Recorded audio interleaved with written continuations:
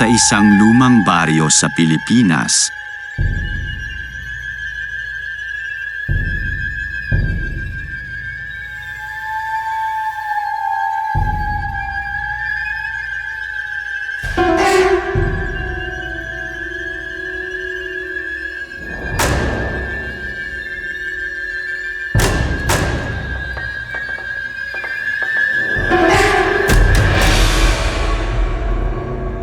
kung saan ang mga alamat at kwentong bayan ay bahagi pa rin ng pang-araw-araw na buhay.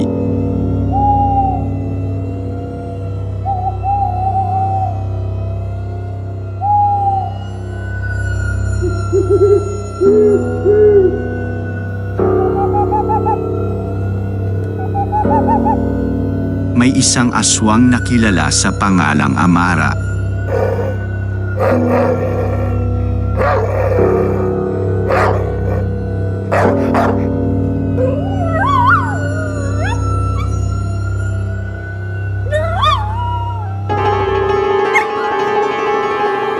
Sa kabila ng kanyang kakila-kilabot na anyo tuwing gabi,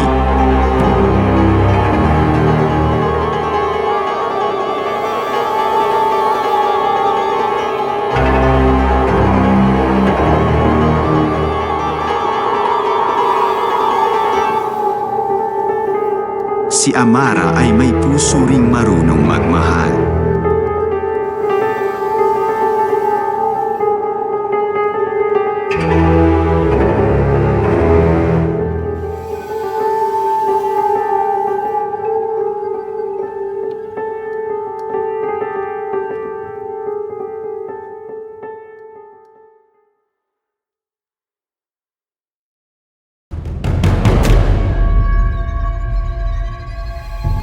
Isang gabi, habang naglalakbay siya sa kagubatan, narinig niya ang malungkot na pag-iyak ng isang bata.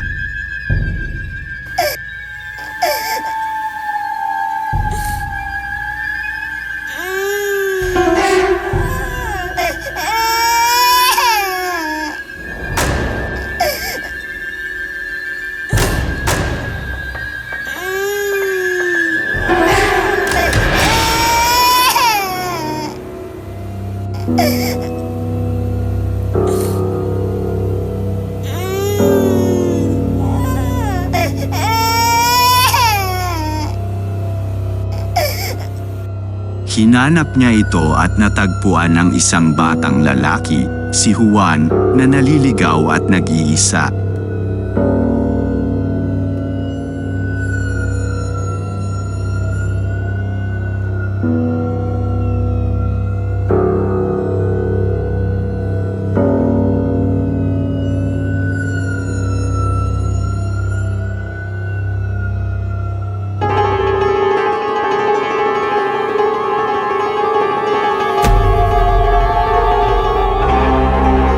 Sa halip na saktan ang bata, pinili ni Amara na tulungan siya.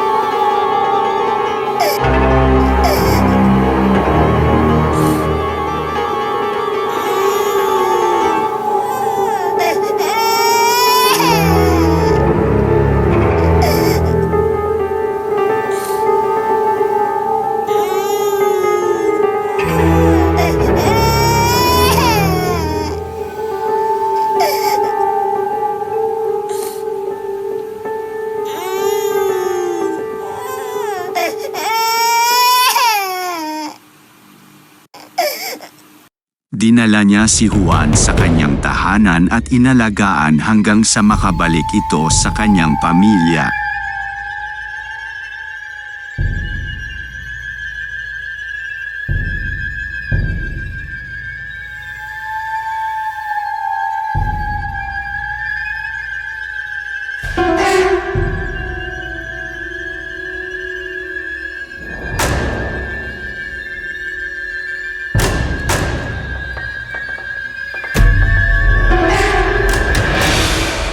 Nagpasalamat ang mga magulang ni Juan at inalok si Amara ng gantimpala, ngunit tumanggi siya.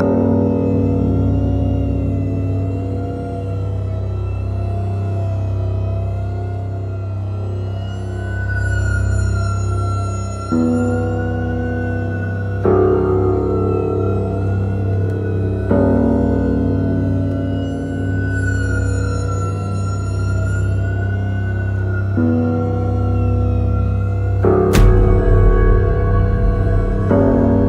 halip, humiling siya ng isang pangako mula sa pamilya.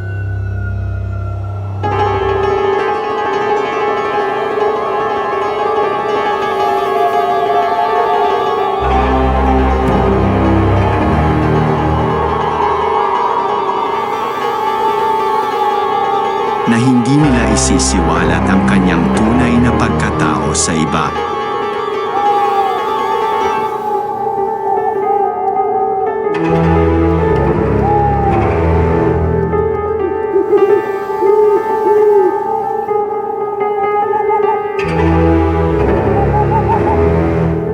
Habang lumilipas ang mga araw,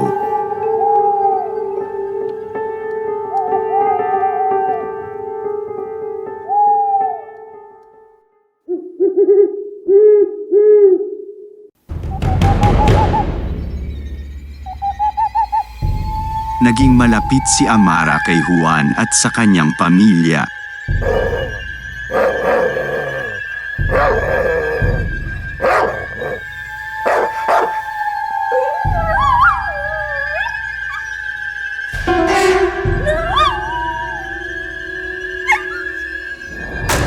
Natuklasan nila na siya ay hindi lamang isang nilalang na dapat katakutan.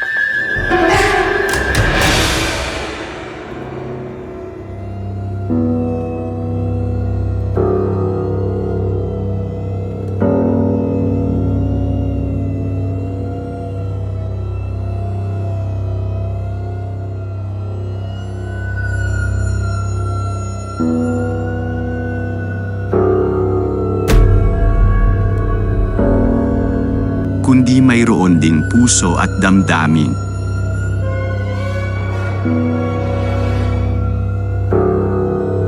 Ngunit isang araw,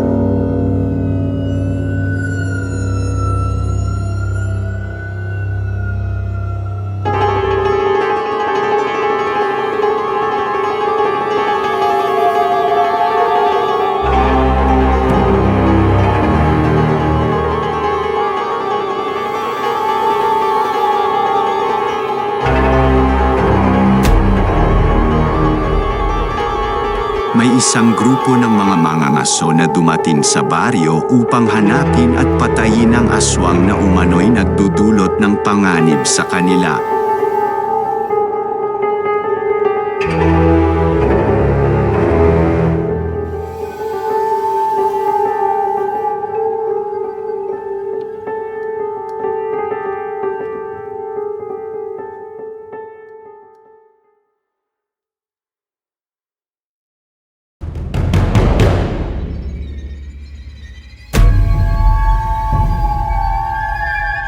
Natakot ang mga tao, at sa gitna ng kaguluhan, may isang taong nagturo kay Amara.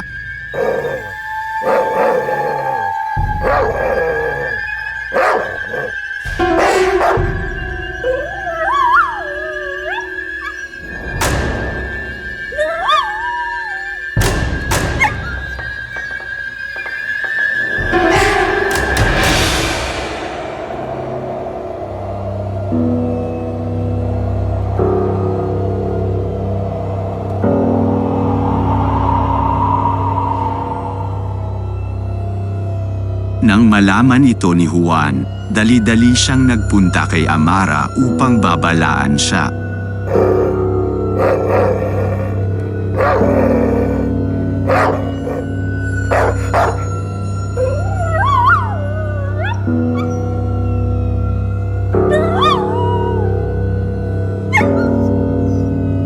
Ngunit huli na ang lahat. Nakita ni Juan kung paano nilusob ng mga mangangaso si Amara.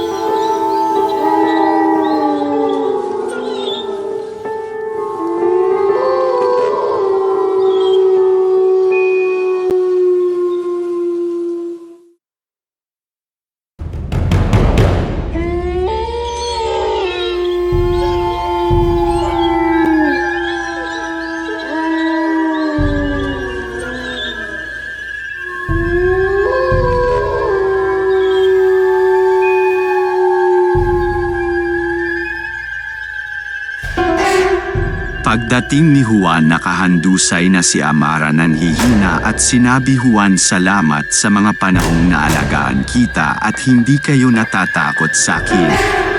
Sa tunay ko pagkatao at pangako, kahit wala na ako, babantayan ko kayo at ito ang pangako ko bilang isang mabuting aswang at iligtas kita kahit sa ano kapahamakan. Paalam, Juan, habang tumulo ang luha ni Amara. Sa kanyang huling hininga, nagawa pa rin ni Amara na iligtas si Juan mula sa isang paparating na pana. Sa pagkamatay ni Amara, naramdaman ng lahat ang bigat ng kanilang mga aksyon at ang maling panghuhusga sa isang nilalang na, sa kabila ng kanyang anyo, ay may kakayahang magpakita ng tunay na kabutihan.